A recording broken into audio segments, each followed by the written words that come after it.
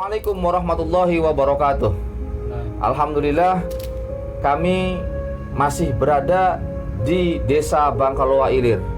Kali ini tim Jejak Jeneng Kabupaten Indramayu akan menelisik sejarah sebuah makom yang terletak di lingkungan perumahan atau di kalangan penduduk masyarakat Desa Bangkaloa Ilir, yaitu Ki Buyut Warak Bungkam. Siapa sebenarnya beliau? Nanti kita coba akan telisik siapa nama asli beliau dan dari mana beliau berasal. Tapi sebelumnya kita akan terlebih dahulu melakukan doa bersama yang sebelum-sebelumnya kita akan lakukan ketika kita menelisik sebuah makom di Kibuyutan di Kabupaten Indramayu ini. Kita memohon ridho kepada Allah Subhanahu wa Ta'ala dengan membaca tahlil agar Allah Subhanahu wa Ta'ala meridhoi kita dan tidak ada satu halangan apapun dalam kegiatan seperti ini. Mudah-mudahan kita semua selalu diberkahi Allah Subhanahu wa Ta'ala. Dan pada kesempatan kali ini alhamdulillah didampingi oleh Bapak Kuncen, yaitu Bapak Ahmad. Mudah-mudahan ini dijadikan sebagai pencerahan untuk kita semua agar kita dapat mewariskan yang namanya sejarah. Jangan sampai putus di tengah jalan. Semua anak cucu kita perlu kita tahu. Semua anak cucu kita perlu mendapatkan pencerahan berupa sejarah. Dan situs-situs makam yang seperti ini kelak nanti harus kita lestarikan sebagai cadar budaya di lingkungan Desa Bangkaloa Ilir. Tetap di Jejak Jeneng Kabupaten Indramayu. Wassalamualaikum warahmatullahi wabarakatuh. Waalaikumsalam.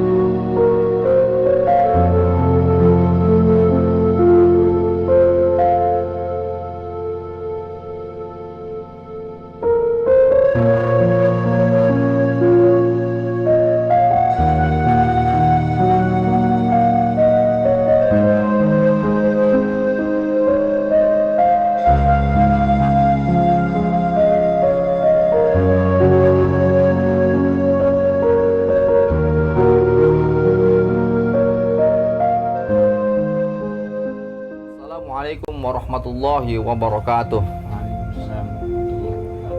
Alhamdulillahirabbil alamin wa bihi nasta'in ala umuri dunya waddin wassalatu wassalamu ala asrofil anbiya'i wal mursalin sayyidina wa maulana Muhammadin amma ba'd.